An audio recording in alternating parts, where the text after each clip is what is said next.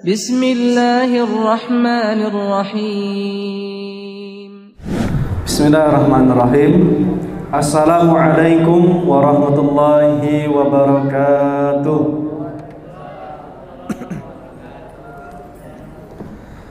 Alhamdulillah, innal hamdalillah nahmaduhu wa nasta'inuhu wa nastahdihi wa natubu ilaihi wa na'udzu billahi min syururi anfusina wa min sayyiati a'malina.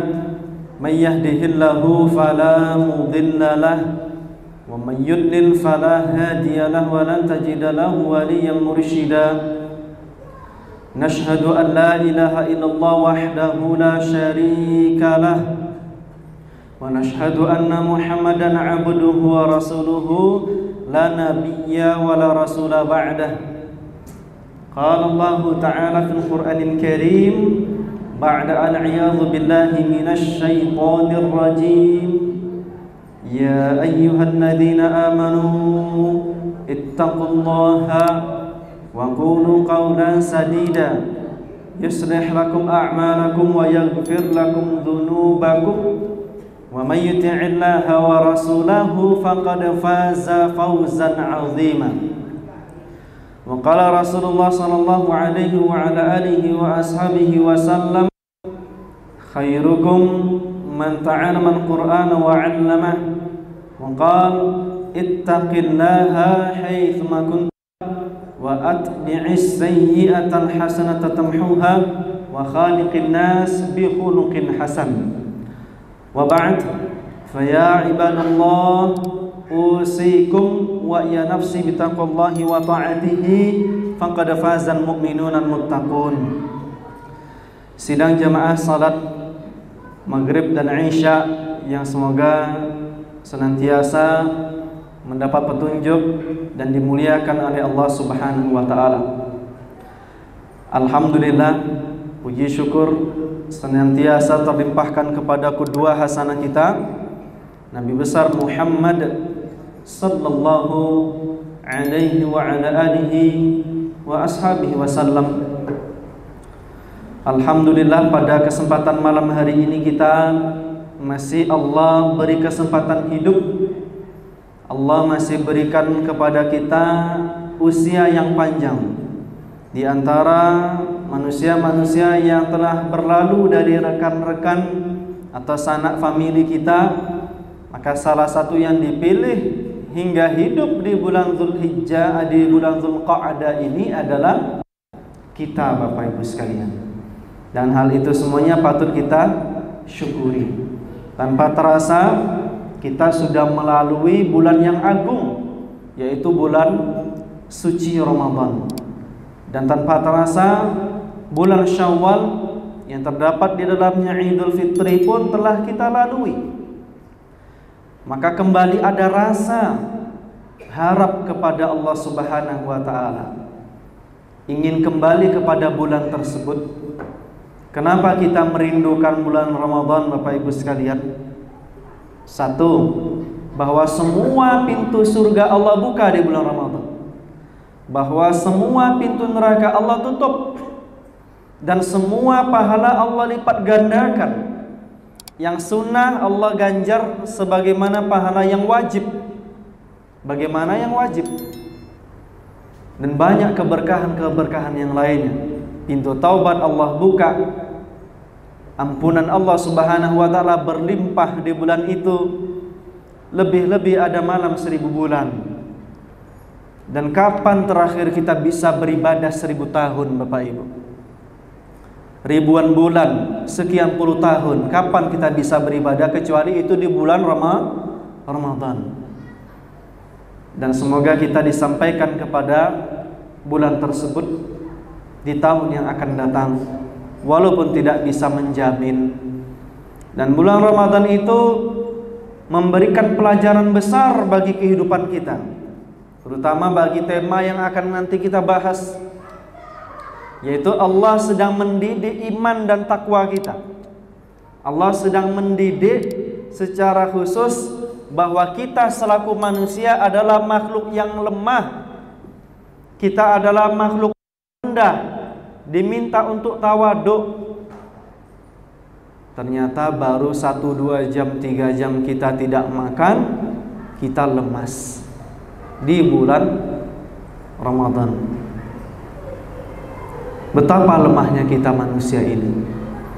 Maka apa yang bisa kita sombongkan di hadapan Allah Subhanahu wa ta'ala? Tubuh kita lemah, harta kita sedikit, ya. Walaupun tidak boleh, mungkin orang-orang kaya masih ada lah yang bisa disombongkan dia. Ini sudahlah tak kaya, mohon maaf,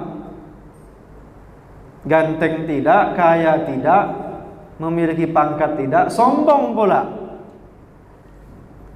Apa yang mau disombongkan? Kan begitu. Jabatan tak punya, harta tak banyak, tetapi sombong di hadapan Allah Subhanahu wa ta'ala dengan menolak setiap kebenaran yang datang darinya dan meremehkan manusia. Apa itu sombong Bapak Ibu? Batarul haqq wa ghamtun nas. Yang paling utama sombong itu, kita ulang balik pelajaran yang mungkin telah berlalu, itu bukan semata-mata kita merendahkan manusia, tetapi menolak kebenaran adalah hal yang utama. Kita dinyatakan sebagai seorang yang sombong. Maka Allah Subhanahu wa ta'ala lah yang ta'ala, yang aziz, yang Allah itu maha tinggi, Allah maha perkasa, wa huwal mutakabbir, dan Allah yang bisa menyombongkan daripada dirinya. Itu salah satu hal yang diajarkan oleh bulan Ramadan. Dan bulan Ramadan ini adalah bulan tarbiyah Bapak Ibu sekalian.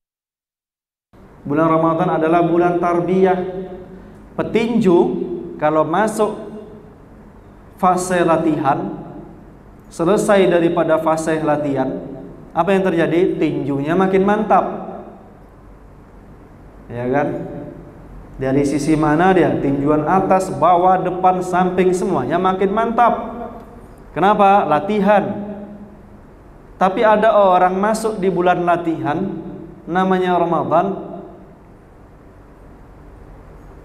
harusnya sekian banyak ibadah makin mantap, ternyata ada yang melampiaskan dengan cara-cara tertentu, dan momen mulai berubah. Biasanya jam-jam segini adalah jam di mana masjid yang paling ramai, bergeser kepada pasar malam, terminal-terminal, pindah kepada mall-mall. Biasanya di bulan Ramadan membiasakan diri untuk menjaga lisan, untuk tidak ishtighal bi'uyubil khalq, menyibukkan diri dengan apa? Aib-aib manusia. Mulai menonton tontonan lagi, ya, mengupas setajam apa tuh? Banyak lagi, ya, cerita-cerita tentang gosip, berkumpul dengan kelompok-kelompok tertentu yang hanya membicarakan aib dan hal-hal yang lainnya. Maka harusnya di bulan Ramadan ada bulan yang dia pakai untuk berlatih.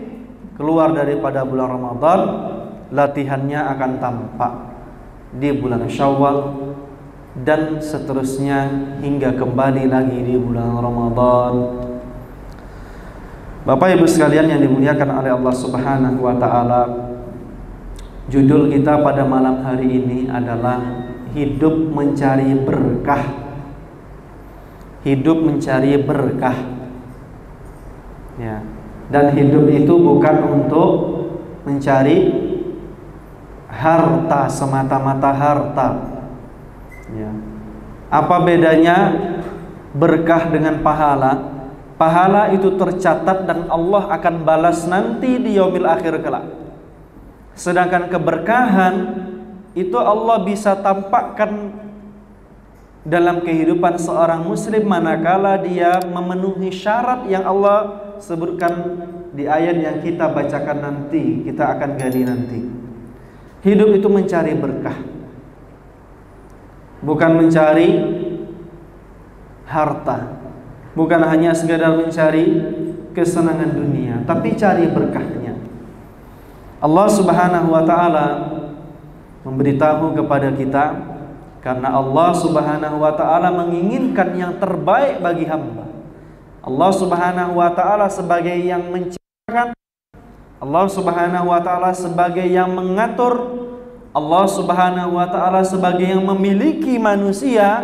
Allah tidak berdiam diri dengan membiarkan mereka hancur-hancuran di muka bumi ini, tetapi Allah turunkan petunjuk kepada manusia itu. Wabil khusus kepada umat Nabi Muhammad SAW dengan ayat-ayat Al-Quran. Di dalam Quran surat Al-A'raf ayat 96, Allah Subhanahu wa taala berfirman, A'udzu billahi minasy syaithanir rajim. Walau anna ahlal qura amanu wattaqau lafatahna 'alaihim barakatim minas samai wal ardh walakin kadzabu fa akhadnahum bima kanu yaksibun.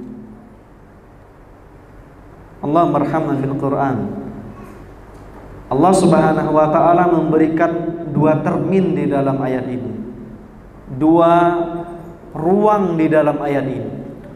Walau anna ahlal qura, kalau seandainya penduduk suatu negeri, kata Allah Subhanahu wa taala, beriman dan bertakwa kepada Allah Subhanahu wa taala, maka akan kami bukakan keberkahan baginya. Akan kami bukakan keberkahan baginya dari langit dan dari bumi. Dari langit Allah curahkan, dari bumi Allah keluarkan, Allah tumbuhkan. Tetapi kalau pilihannya adalah pilihan kedua, walakin kadzabu, ternyata ada di antara manusia itu mendustai ayat-ayat Allah, tanda-tanda kebesaran Allah, fa akhadnahum, justru kami berikan sebaliknya, bukan keberkahan. Allah tahan curahan keberkahan dari atas langit, Allah tahan keluarnya keberkahan dari atas, dari dalam bumi. Bima kanu yaksibun, sebab apa yang telah mereka perbuat sebelumnya. Dalam ayat ini, seorang imam Masjidil Haram, Syekh Shalih Al-Humaidi atau Al-Khudari, saya lupa, yang memiliki markaz tafsir Al-Quran yang ada di Riyadh, Saudi Arabia, beliau bersama tim menafsirkan daripada ayat ini. Walau anna ahlul qura, kalau seandainya penduduk sebuah desa, sebuah kecamatan, sebuah kabupaten, sebuah negara, amanu, beriman setelah datang kepada mereka petunjuk-petunjuk, setelah kami utus para rasul dan para nabi kepada mereka, dan sudah datang kepada mereka seruan-seruan panggilan untuk mengesahkan Allah, untuk beriman kepada Allah, dan semakin ada rasa takut kepada Allah Subhanahu wa taala dengan ketaatan-ketaatan yang mereka lakukan, maka pasti kami turunkan keberkahan. Kami yang punya keberkahan itu, kami yang keluarkan, curahkan dari langit, kami yang keluarkan dari. Tetapi ketika rasul-rasul itu, nabi-nabi itu, dai-dai itu, ustadz-ustadz itu, ulama-ulama itu, mereka tolak seruan-seruan untuk mengesahkan Allah dengan segala konsekuensinya, fa'akhadnahum, kami ambil mereka dalam siksa, bima kanu yaksibun, atas apa yang telah mereka perbuat. Maka di sini hanya ada satu opsi bagi kita, Bapak Ibu sekalian, untuk mendapatkan hidup yang berkah itu macam apa? Untuk mendapatkan hidup yang berkah itu seperti apa? Hanya ada satu opsi, yaitu apa? Beriman dan bertakwa. Tapi seandainya kita kufur dan justru tidak takut kepada Allah, ingkar kepada Allah Subhanahu wa taala, maka Allah berikan hal yang sebaliknya. Jangan kalian sangka apa yang ada di atas bumi ini terjadi, di atas langit terjadi, semuanya itu semata-mata atas siksaan Allah Subhanahu wa taala kepada hamba, tetapi tidak, kata Allah. Jangan disangka bahwa kami memberikan sebuah azab kepada orang-orang yang melakukan perbaikan, wa kanu muslimun. Mereka melakukan perbaikan. Enggak. Artinya kalau hampir seluruh daripada rakyat sebuah negara, sebuah kecamatan, kabupaten, desa beriman dan bertakwa, enggak mungkin Allah berikan siksa dan azab. Dulu di Kufah, Irak saat ini, pernah terjadi guntur besar di zaman Abdullah bin Mas'ud ketika membuka madrasah di sana, kalau tidak salah. Beliau Abdullah bin Mas'ud radhiyallahu anhu. Itu terjadi guntur. Apa kata beliau? Ya, kalau kita terjadi petir tutup telinga. Na'udzubillah. Padahal nggak boleh tuh. Jangan sampai ada guntur tutup telinga. Yaj'alu asabi'ahum fi adhanihim. Siapa ciri-ciri itu? Ciri-ciri orang munafik. Walaupun kalau kami pernah pula kayak gitu, Ustaz, memang takut. Nah, semoga tidak. Tapi orang munafik itu semacam itu dia. Takut dia, bukan main. Hadza wa'idun 'azim, katanya. Ini adalah peringatan keras dari Allah Subhanahu wa taala. Tengah ada maksiat yang dilakukan oleh salah dua daripada rakyat Kufah ketika ada guntur yang hebat.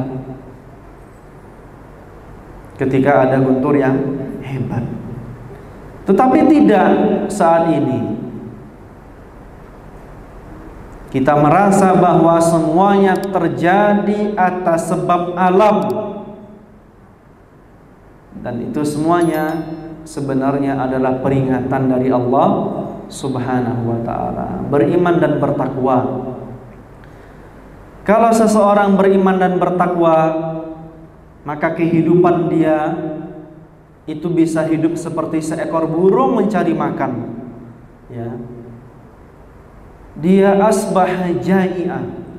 Burung itu pergi pagi dalam keadaan lapar. Wa taruhu bitonan. Tapi pulang dalam keadaan kenyang beserta bawa bekal untuk anak-anaknya. Ya, pergi pagi, pulang sore, bukan pulang jam 12 malam. Yang dicari itu bukan kuantitas, tetapi kualitas, karena Allah yang memiliki kunci keberkahan itu. Ya, seseorang kalau takut kepada Allah, tidak bermaksiat semacam burung. Burung itu tidak bermaksiat. Dia berikhtiar keluar rumah, dan semua makhluk hidup termasuk burung berzikir kepada Allah Subhanahu wa taala. Itu salah satu contoh yang Rasulullah SAW sebutkan di dalam sebuah hadis.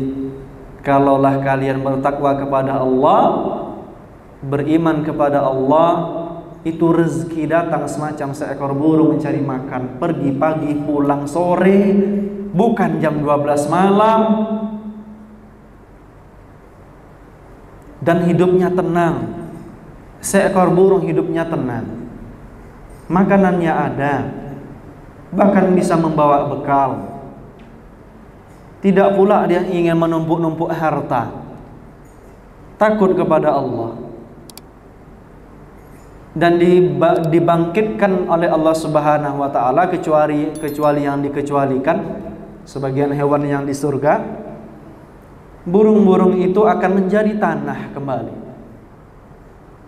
tidak tersiksa dan lain sebagainya. Tapi manusia dihisab. Kalau dia bisa takut kepada Allah, beriman kepada Allah, maka dia bisa jauh lebih mulia daripada seekor burung tadi. Dan kita kadang-kadang, Bapak Ibu, karena keasikan yang dicari dalam hidup ini harta, bukan berkahnya lagi, semua kita cari, semua kita usahakan dengan tanpa berpikir ini halal itu haram. 168 jam Allah kasih sepekan, tapi hanya untuk duduk 1 jam, 2 jam menonton YouTube atau melihat video atau menghadiri majelis ilmu, dia enggan. Bagaimana mungkin Allah akan angkat derajatnya?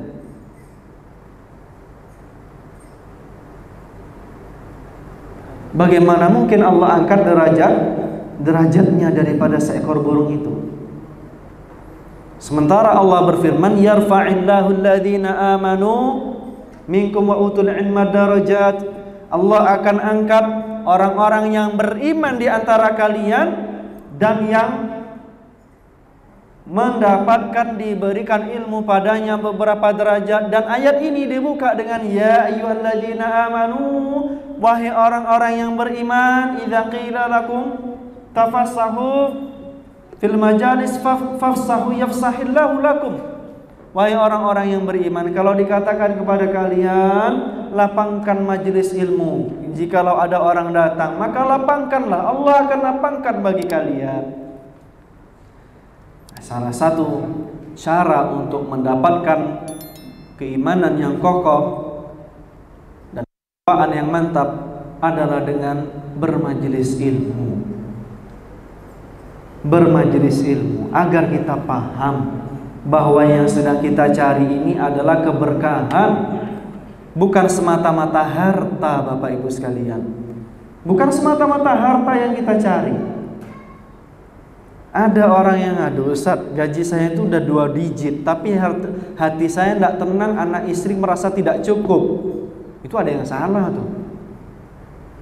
Wong saya nggak sampai 2 digit saja rasa-rasa kayaknya tenang-tenang aja. Alhamdulillah kami tidak punya utang.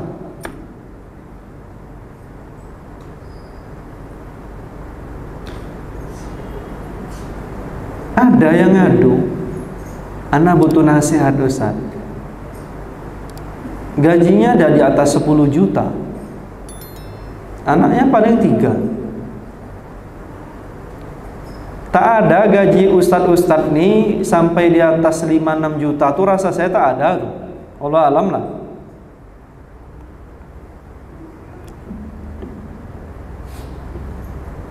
Tapi cukup. Dan rezeki itu bukan duit. Rezeki bukan duit. Apalagi duit kertas itu kan sihir, menipu dia. Cuma ada warna dan angka. Yang tetap stabil itu adalah emas, terus maju. Berapa semayam sekarang, Bu? 5 berapa sekarang semayam? 6 juta sudah. Kemarin sempat turun 5,5. Dan 6,5 sekarang. Ada seorang yang ngadu pula lagi, tukang parkir. Dia punya 21 mayam. Istrinya jualan sayur di pasar Rengat, ini dia tukang parkir. Punya 21 mayam. Dijualnya 10 mayam di harga 4.500.000 atau 4.700.000 kemarin. Nyesal bukan main. Karena 3 pekan berikutnya naik 5 juta lebih. Dan harga emas itu yang paling stabil. 1 dinar dulu bisa beli 1 ekor kambing. 1 dinar saat ini ya bisa beli 1 ekor bahkan lebih di Indonesia, bahkan lebih. Makanya emas itu adalah uang Tuhan, uang Allah, uang Sang Pencipta. Salah satu ahli ekonomi mengatakan begitu, ya. Jadi yang kita cari itu adalah itu, Bapak Ibu sekalian, keberkahan. Bukan semata-mata yang kita cari itu adalah kuantitas. Maka yang dilihat nanti adalah apakah ada sesuatu yang haram, ataukah ini sudah murni halal, tidak ada riba, tidak ada kezaliman, tidak ada tipu daya atau ketidakjelasan gharar. 3 dilihat. Apakah ini bermanfaat atau tidak? Dan setiap yang akan kita beli itu semuanya berdasarkan kebutuhan by will atau by need kita. Itu berdasarkan kebutuhan atau selama ini kita membeli barang-barang itu karena keinginan.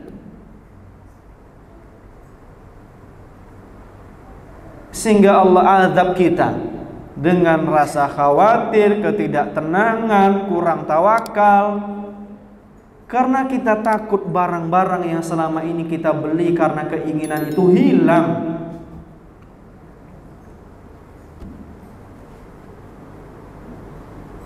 Ya. Dari 168 jam dalam satu pekan, tak mau menyempatkan diri melibatkan Allah, membimbing dirinya untuk sepekan yang akan datang dalam majelis-majelis ilmu, melihat video, belajar kembali dan lain sebagainya, maka Nabi kalah hebat sama dia. Nabi kalah hebat sama dia. Nabi itu, Pak, apa kurangnya Nabi itu? Ya.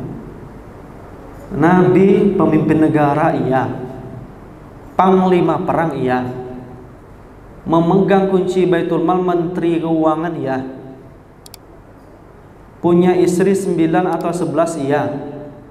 Ini punya istri 1, banyak yang jomblo lagi, tak mau bermajelis ilmu. Itu kita dah sombong gitu.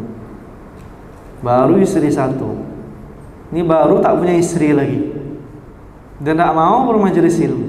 Nah, itu kan aneh. Ya Pak ya. Sesibuk apa Nabi udah semacam itu, tapi masih mau belajar sama malaikat Jibril alaihi salam. Masih mau belajar kepada malaikat Jibril alaihi salam. Ya. Dan inilah yang sedang kita kejar, keberkahan.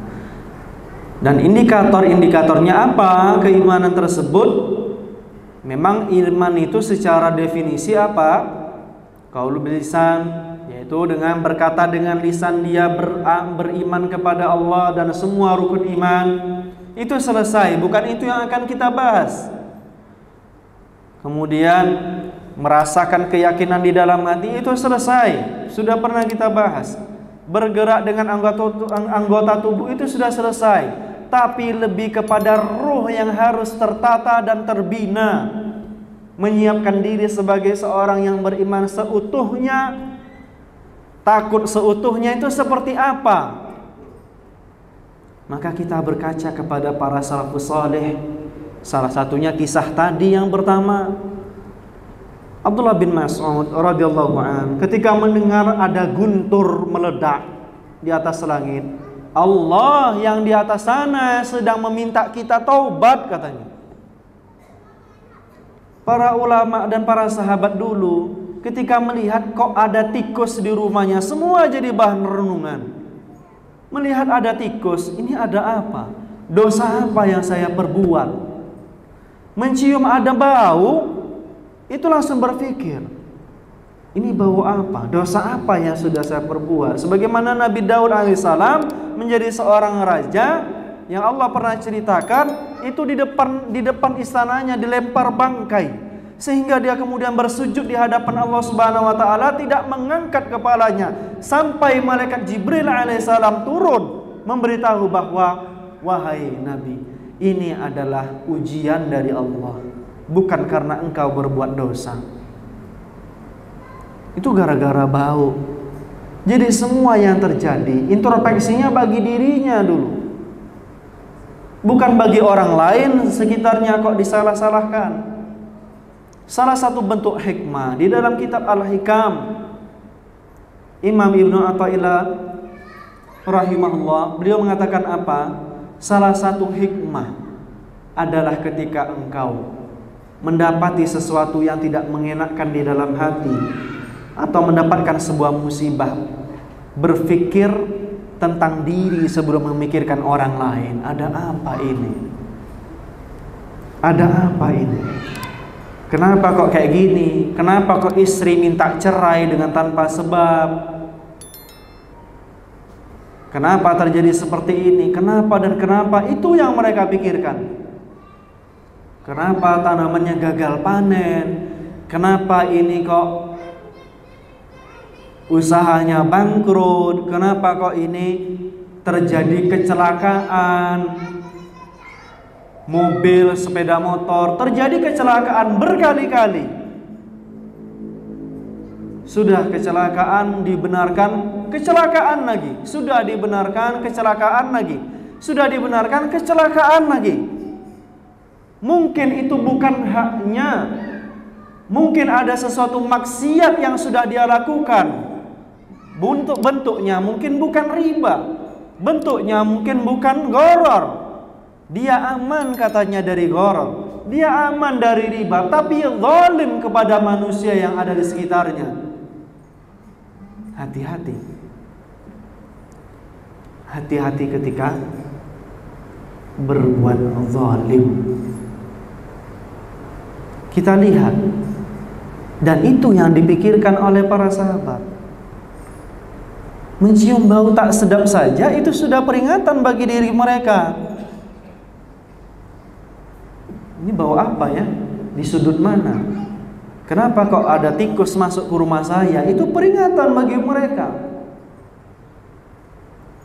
Para sahabat tergelincir, terpeleset, langsung innalillahi wa inna ilaihi rajiun. Ada apa ini? Terpeleset sedikit kayak gitu mereka.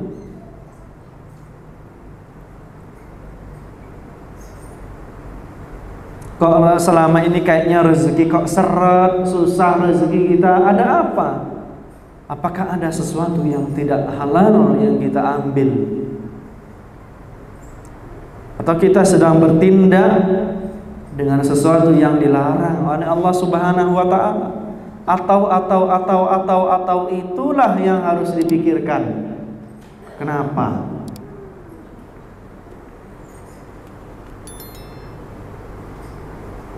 Maka yang perlu diperbaiki adalah ruhiyah kita, Bapak Ibu sekalian. Ruhiyah kita, ruh kita yang perlu diperbaiki, bahwa setiap tanda yang sedang terlihat di hadapan mata kita semuanya adalah peringatan dari Allah. Kenapa genteng kita ini bocor? Ada apa nih? Kenapa tiba-tiba petir menyambar satelit rumah kita?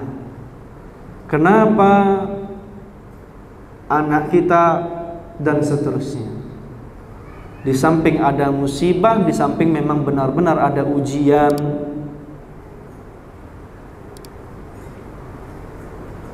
Tapi Ustaz, kalau orang yang banyak ujian itu Nabi. Kami tidak maulah terlalu soleh, Ustaz, nanti kami ditimpa ujian musibah. Beda. Yang nimpa antum mungkin musibah, yang nimpa Nabi ujian. Ada pula alasannya tak mau jadi soleh-soleh amat, takut musibah, takut nanti ujiannya besar. Itu hadisnya harus dipahami dengan konteksnya. Kapan Nabi ngomong kayak gitu? Ketika para sahabat menjenguk Nabi lagi demam. Nabi pakai terpegang kakinya, terkejut sahabat, macam terpegang kena setrika. Kepegang, ya Rasulullah, panas macam apa ini yang engkau rasakan? Beginilah Nabi. Nabi mendapat daripada ujian itu 2 kali lipat dari manusia biasanya. Apakah pahala demikian ya Rasulullah? Ya, pahala pun demikian. Itu khusus bagi Nabi. Adapun kalau secara jamaah ada banyak musibah yang terjadi di sekitar kita, itu bukan semata-mata ujian, tapi musibah bagi kita secara umum, Bapak Ibu sekalian. Maka dilihat, hanya ada satu pilihan untuk kita menjadi seseorang yang diberikan keberkahan, beriman dan bertakwa kepada Allah Subhanahu wa taala. Terpeleset, hilang kunci motor, ban bocor, kecelakaan, semua harus menjadi pengingat bagi kita. Semua harus menjadi introspeksi diri bagi kita. Ada apa?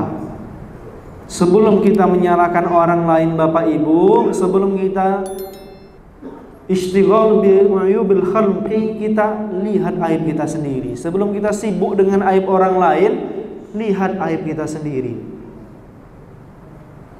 Lihat dengan aib kita sendiri. Kenapa?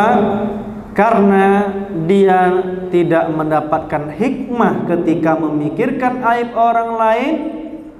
Yang kedua, justru itu adalah muhbitul amal, yang membumi hanguskan amal yang kita sudah perbuat. Banyak amal ibadahnya, tapi banyak diambil oleh orang lain. Itulah muflis, kata Nabi. Itulah orang yang paling rugi. Yang paling ngeri itu hadis itu salah satunya yang pernah kita dapatkan. Ngeri itu. Coba bayangkan, kita sibuk sholat, kita capek puasa, banyak bersedekah, sudah berikhtiar dalam ibadah. Tiba-tiba di yaumil mahsyar kelak, dosa orang tuh dikasih ke awak, pahala awak diambil sama orang tuh. Ngeri itu. Maka memikirkan peringatan-peringatan. Yang kedua, jaza, pahala yang akan Allah beri kepada manusia mukmin yang masuk ke dalam surga. Betapa di sana semuanya Allah berikan pasangan-pasangan yang Dia cintai. Ada makanan-makanan yang Dia selerakan, minum-minuman yang Dia selerakan. Ada berkali-kali lipat daripada kehidupan dunia ini. Memiliki lahan yang luas, istana yang megah, dan ada satu yang tak bisa didapatkan oleh orang-orang kafir lagi, yang tidak masuk ke dalam surga. Apa itu? Melihat wajah Allah Azza wa Jalla. Itu kenikmatan yang tidak ada batas. Wahai hambaku, apakah engkau ridho kepadaku? Kami ridho ya Rabb, apalagi yang kurang dari kehidupan kami. Kecuali satu, mungkin ada satu yang penasaran, apa itu? Kami ingin melihat wajahmu ya Rabb. Maka Allah singkap semua tabir itu, diperlihatkan wajah Allah Jalla Jalaluh kepada setiap penghuni surga di pagi dan petang. Yang selama ini dialah yang telah menciptakan keindahan itu. Coba bayangkan, kita main ke lembah, kita main ke Taman Mini Indonesia, main gembira kita. Main ke Batang Gangsal, tidak usah lah jauh-jauh, ke Batang Gangsal lah, atau ke Tembulun kita. Bukan main gembiranya kita, main air keceh, air terjun. Indahnya bukan main, sampai kita abadikan dengan ponsel-ponsel kita. Saking indahnya, tak ingin sesuatu itu berlalu. Harus walaupun tak sedikit menjadi sebuah pamer, kan gitu. Alasannya tahadduts bin ni'mah, Ustaz, tahadduts bin ni'mah kata dia. Ustaz, apa kata Allah? Wa bi ni'mati rabbika fahaddits. Adapun dengan nikmat Tuhanmu fahaddits, maka sampaikanlah kepada manusia. Asal siap makan enak diposting sama dia. Belum tentu orang yang nengok status tuh makan dengan makanan yang enak sebanding dengan dia.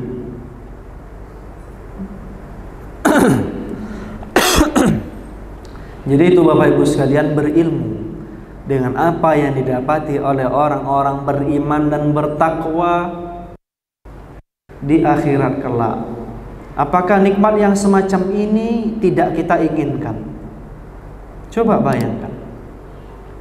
Apakah nikmat seperti ini yang tidak kita inginkan? Sementara keberkahan itu Allah tetap berikan kepada seorang yang hidup walaupun berpasangan dengan yang terlaknat. Siapa dia yang terlaknat? Fir'aun. Tetapi istrinya saleh, taat kepada Allah Subhanahu wa taala sebelum meninggal, dan Fir'aun tidak merasakan itu. Dia doa kepada Allah, Rabbi bnili baitan indaka fil jannah. ya Rabb, tolong bangunkan bagiku surga, bangunkan bagiku rumah di surga. Wa najjini min fir'aun wa amalihi, selamatkan aku dari Fir'aun dan perbuatannya. Sebelum ditembak, dia sudah meninggal duluan dengan pandangan matanya tersenyum yang tak dirasakan oleh Fir'aun.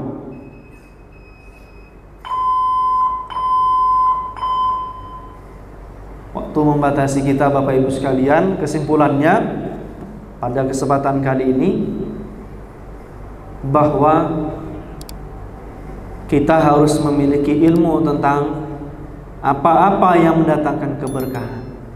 Dan carilah keberkahan bukan semata-mata harta duniawi kita. Hiduplah seperti burung yang pergi pagi dalam keadaan lapar, pulang dalam keadaan kenyang. Yang dia selalu berzikir, mengingat Allah, melibatkan Allah Subhanahu wa taala dalam setiap keadaan, tidak menyelesaikan masalah dengan egoisme diri sendiri, menampilkan dengan kekuatan diri tetapi melupakan Allah. Semoga Allah Subhanahu wa taala jadikan kita manusia-manusia yang menjalankan kehidupan dengan berkah, sedikit tapi berkah. Istri walaupun satu disyukuri, lama-lama kok makin cantik dan seterusnya. Semuanya, kendaraan disyukuri, tidak pernah bocor, walaupun tidak secantik daripada kendaraan tetangga, dan seterusnya dan seterusnya. Kita akhiri dengan hamdalah dan doa kifaratul majlis. Alhamdulillahirabbil alamin. Subhanakallahumma wa bihamdika nashhadu an la ilaha illa anta wa astaghfiruka wa atubu ilaik. Allahu a'lam bishawab. Wallahu waliyut taufiq wasadad. Assalamualaikum warahmatullahi wabarakatuh.